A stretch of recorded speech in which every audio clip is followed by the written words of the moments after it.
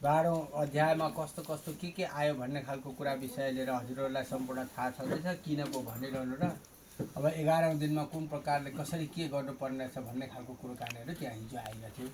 अनि अब आज 13औं अध्यायदेखि सुरुवात हुन्छ र हामीहरूले पनि उनै परम गति हुन जानुभएको आत्मालाई चाहिँ एकदमै उहाँले चाहिँ वैकुण्ठको निवास होस् भन्ने स्मरण गरेर हामीहरूले उहाँको प्रार्थना गर्दै गर्दै हाम्रो दैनिक जीवनलाई पनि अलिकति सुधारीकरण गर्न सकौँ भन्ने धारणा लिएर सबैजनाले ध्यानपूर्वक यो सुन्दै जाउँ ल। अब गरुडजीले के सोध्नुहुन्छ र विष्णु भगवानले के भन्दै जानुहुन्छ। अनादि निधनो देव शङ्ख चक्र गदाधरः अक्षय पुनरेकाक्षः दिवाङ्गतः वत्स गोत्रस्य नरपतीनां नः प्रेतस्य प्रेतमुक्षपदो भवः।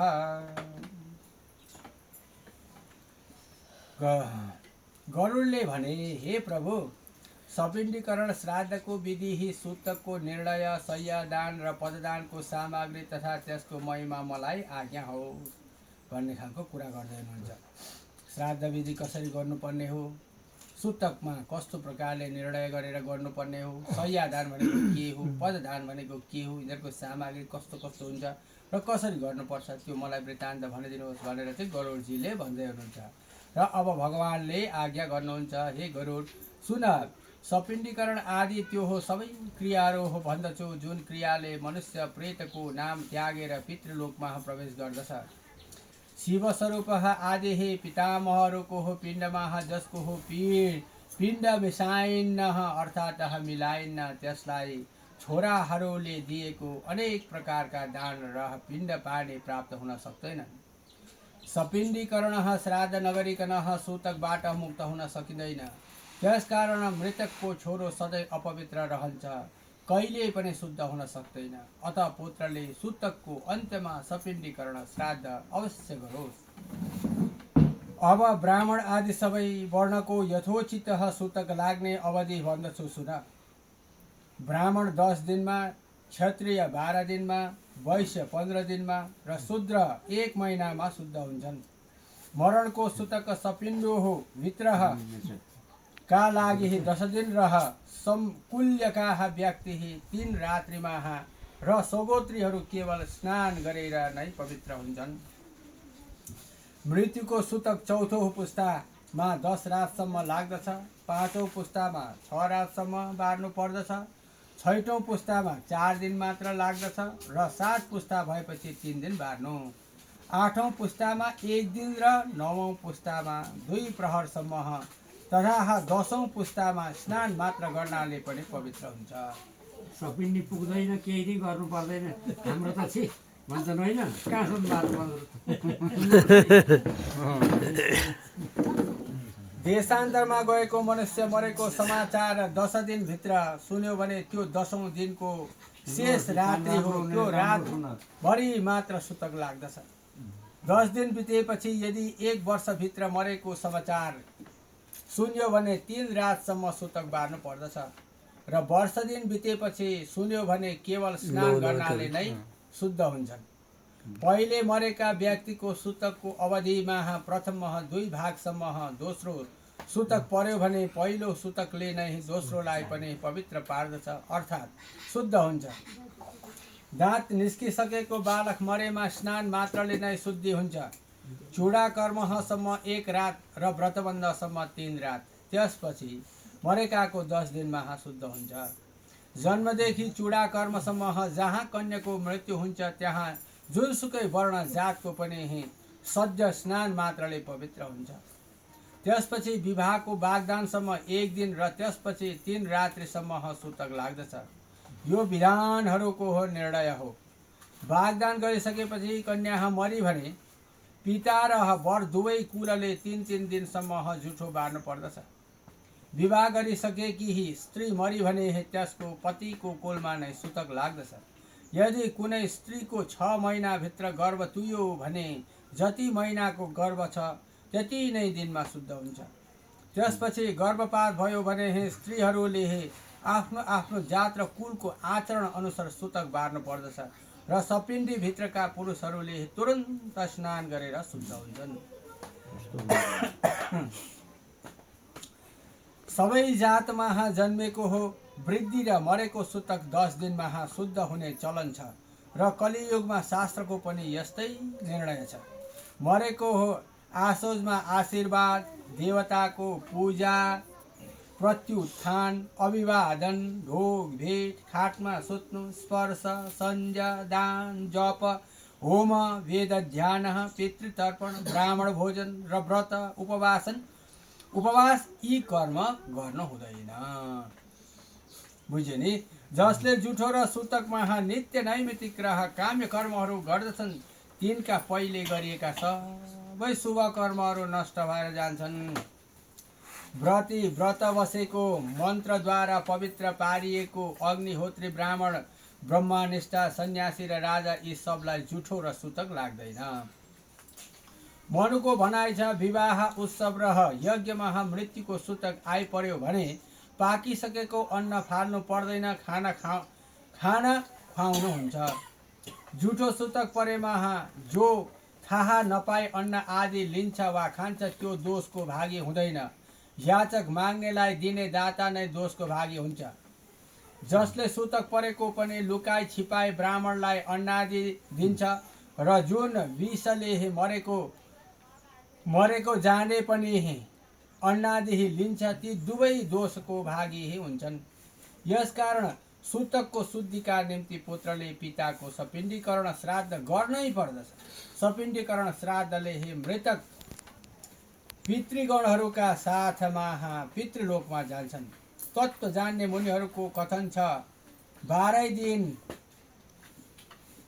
3 पक्ष वा 6 महिना तथा 1 वर्ष पनि सपिण्डीकरण श्राद्ध गरोस्। हे गरुड, धर्मशास्त्रको अनुसार मेरो भनाइ छ कि चारै वर्णले सपिण्डीकरण श्राद्ध 12 दिनमै गरून्। कलि धर्मको हो अस्थिरता व्यक्तिको जीवनको ह्रास र स्थिर नहुने भएकोले 12औं दिनमै सपिण्डी गर्नु प्रशस्त ठिक छ। घरको स्वामीको मृत्युमा व्रतबन्ध, उत्सव आदि व्रत र उद्यापन, विवाह आदि शुभ कार्य गर्नु हुँदैन। जबसम्म सपिण्डीकरण श्राद्ध गरेर पिण्ड मिलन हुँदैन तबसम्म सन्यासीले त्यस घरको भिक्षा ग्रहण गर्दैन। हन्तकार ग्रहण गर्न हुँदैन र नित्य नैमित्तिक कर्म पनि गर्नु हुँदैन। कर्मको लोपले प्रत्याय पाप लाग्दछ। त्यस निमित्त निरग्नि वा साग्निक 12औं दिनमा सपिण्डी गरून्। जुन फल सबै तीर्थहरूमा र सबै यज्ञहरूमा प्राप्त हुन्छ त्यो फल 12औं दिनमा सपिण्डी गर्नाले प्राप्त हुन्छ। कारण छोरोले स्नान गरेर मृतक प्राणीको हो स्थानलाई गोबरले लिपेर शास्त्रोक्त विधिले सपिण्डीकरण श्राद्ध गरोस्। पाद्य, अर्घ्य, आचमनीय आदिले विश्व देवहरूको पूजा गरेर प्रेत योनिबाट नछुटेका पितृहरूलाई विकर पिण्ड दिएर जलले आचमन गरोस्। वसु, रुद्र र आदित्य स्वरूप पितामह र वृद्ध प्रपितामहहरूका नामले क्रमशः 3 पिण्ड देओस् र चौथो हो प्रेतलाई देओस्। चन्दन, तुलसी, छत्र, धूप, दीप, मिष्टान्न भोजन, तामुल, राम्रो वस्त्र र दक्षिणा आदिले पिण्डको पूजन गरोस्। त्यसपछि सुवर्णको तारले प्रेत पिण्डको 3 भाग गरी त्यसलाई पितामहादिको हो पिण्डमा क्रमले भिन्नै मिलाओस्। हे गरुड, मेरो त यस्तो विचार छ कि पितामहीको साथमा माताको र पितामहको साथमा पिताको सपिण्डी गरोस्। पिता मरे पितामह बाँचेका भए छोरोले पितामह भन्दा माथिका 3 पुस्तालाई 3 पिण्ड दियोस्। पितामहको पिण्डलाई 3 भाग गरेर त्यसलाई पितामह आदिको पिण्डमा क्रमैले मिलाओस्। पहिले आमा मरेर पितामही बाँचेकै भए आमाको श्राद्ध पितृव्रत विधिले गरोस्। अथवा पिताको पिण्डका पितामही रूप लक्ष्मीमा मिलाओस्।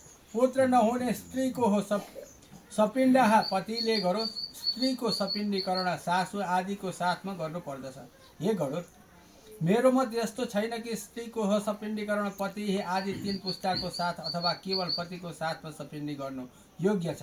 मेरो मतमा त स्त्रीहरूकै साथमा र पुरुषहरूको पुरुषकै साथमा सपिण्डीकरण श्राद्ध गर्नु नै ठिक छ। हे गरुड, यदि एकै चितामा दुवै स्त्री पुरुष आरूढ भएर डढेका भए त माझमा एउटा तृण राखेर ससुरा आदिले त्यस सतीको सपिण्डीकरण गरून्। जेठो छोरोले नै पिताको हो सपिण्डी आदि गरोस्, त्यसपछि हे सतीको गरोस् अनि स्नान गरोस्। जुन स्त्री पति मरेको 10 दिनभित्र अग्निमा डढेर सती हुन्छ, त्यसको श्राद्ध र क्रिया एवं शय्यादान आदि पतिको हो क्रिया आदिकै साथमा गरिदिनु। हे गरुड, सपिण्डी गरिसकेपछि पितृतर्पण र वेद मन्त्रका साथै हे स्वाध्याय शब्दको उच्चारण गरोस्। त्यसपछि अतिथिलाई खाना दिई सदा हन्तकार 16 गाँस मात्र भोजन गरोस्। यति गर्नाले पितृ मुनि देवता र दानव सबै तृप्त हुन्छन्। 1 गाँसको बराबर भिक्षा 4 गाँसको हो समान पुष्कल र 4 पुष्कलको 1 हन्तकार मानिन्छ। सपिण्डीकरण श्राद्धमा चन्दन अक्षताले हे चरणको पूजा गर्नु हो। अक्षय तृतीयको हो लागि उनलाई दान दिनु।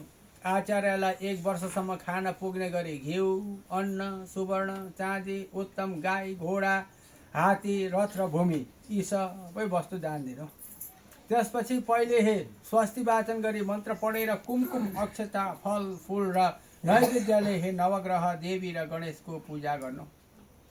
यसपछि आचार्यले मन्त्रद्वारा अभिषेक गरिदिनु र रक्षा सूत्र हातमा बाँधिदिनु अनि मन्त्रले पवित्र पारिएका फूल, अक्षता, प्रसाद यजमानलाई दिनु। तदनन्तर अनेक प्रकारका मिष्ठान्नहरूले ब्राह्मण भोजन गराउनु र अन्न जलको 12 घडा सहित यथाशक्ति दक्षिणा दिनु।